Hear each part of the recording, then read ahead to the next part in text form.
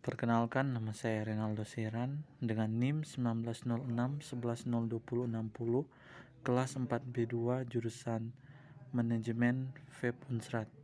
Saya membuat video ini untuk memenuhi tugas dari mata kuliah Psikologi Industri dengan dosen Dr. Grace Mikesendo, SCMAB. Pada saat ini, saya akan menjelaskan permasalahan atau konflik dalam organisasi dan solusinya. Permasalahan atau konflik. Konflik adalah perbedaan pendapat antara anggota satu dengan yang lain akibat kurangnya komunikasi dalam organisasi.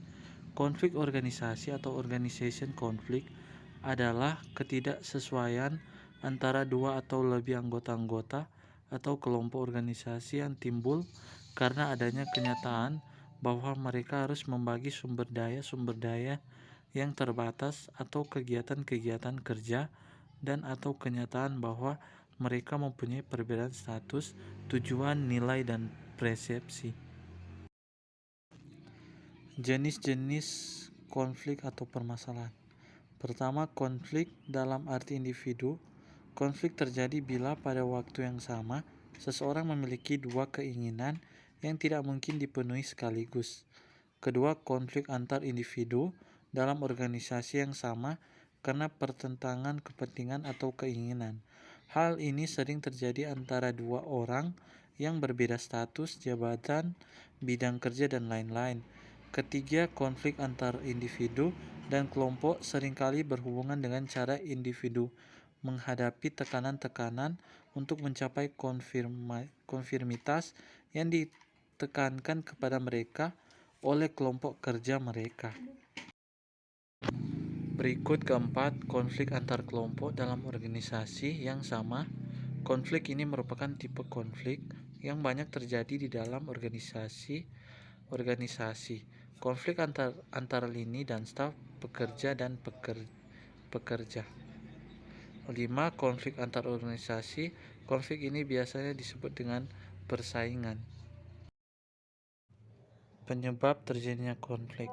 Suatu situasi di mana tujuan-tujuan tidak sesuai, keberadaan peralatan-peralatan yang tidak cocok atau alokasi sumber daya yang tidak sesuai, suatu masalah yang tidak terpatan status, perbedaan pandangan, adanya aspirasi yang tidak ditampung.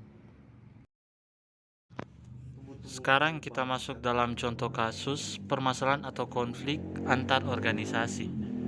Pembawaan hutan adat di Kalimantan Tengah terus berlangsung seperti terjadi di kawasan hutan Tamanggung Dahyang di Desa Tumbang Dahui, Kecamatan Katingan Hulu, Kabupaten Katingan pada bulan awal November 2002.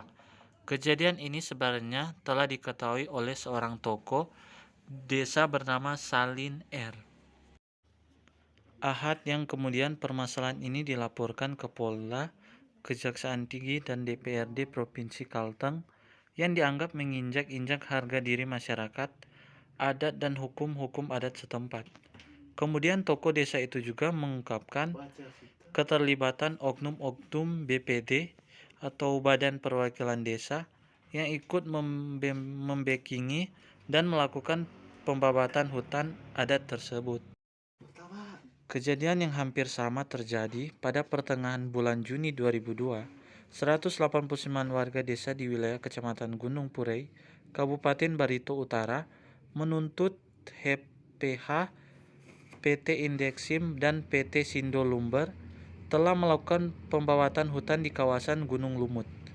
Kawasan hutan lindung Gunung Lumut di Desa Muara Mea itu oleh masyarakat setempat dijadikan kawasan ritual sekaligus sebagai hutan adat bagi masyarakat Dayak setempat yang mayoritas pemeluk keharingan.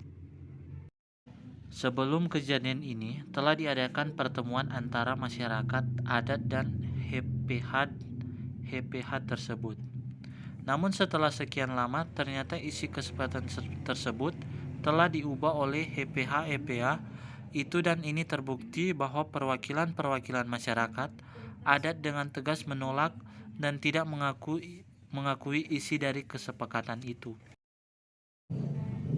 Selain itu, konflik yang terjadi antara masyarakat Desa Tumbang Daui dengan perusahaan PT Indeksin dan PT Sindo Lumber disebabkan dengan hal-hal seperti berikut. Pertama, masalah tata batas yang tidak jelas dari dua belah pihak. Kedua, pelanggaran adat yang disebabkan perusahaan tersebut. Ketiga, ketidakadilan aparat hukum dalam menyelesaikan persoalan. 4. Hancurnya penyokong antara masyarakat adat dan masyarakat hutan akibat rusak dan sempitnya hutan. Kelima, tidak ada kontribusi positif pengelola hutan dengan masyarakat adat dan masyarakat di sekitar hutan. Dan keenam, perusahaan tidak melibatkan masyarakat adat dan masyarakat di sekitar hutan dalam pengusahaan hutan. Seharusnya aparat keamanan yang bertugas melindungi masyarakat bisa menindaklanjuti kedua perusahaan tersebut karena perusahaan PT Indeksin dan PT Sindo Lumber telah melanggar tentang pengelolaan hutan. Kedua perusahaan tersebut telah membabat habis hutan di kawasan Gunung Lumut tersebut, apalagi hutan tersebut merupakan hutan lindung. Selain itu, aparat keamanan juga dapat menangkap oknum BPD tersebut karena oknum tersebut terlibat langsung dalam kerjasama dengan kedua perusahaan tersebut. Oknum ini seharusnya menghalangi tindakan kedua perusahaan tersebut dalam pembabatan hutan. Sekarang kita masuk ke dalam solusinya. Solusinya adalah agar menghindari konflik dengan masyarakat sekitar, perusahaan juga seharusnya bersikap baik dalam lingkungan sekitar, seperti tidak melakukan pembabatan hutan lindung. Lalu jika melakukan penebangan pohon di hutan, harus melakukan reboisasi atau penanaman ulang pohon. Hormat kepada masyarakat sekitar dan adat dan berlaku karena masyarakat Kalimantan terkenal dengan adatnya yang harus dijaga secara turun-menurun. Jika hal itu dilakukan oleh perusahaan, mungkin tidak ada yang namanya konflik eksternal. Itulah hasil presentasi saya melalui video. Mohon maaf jika ada salah perkataan atau salah penulisan, mohon dimaklumi. Dan semoga video ini dapat bermanfaat. Terima kasih.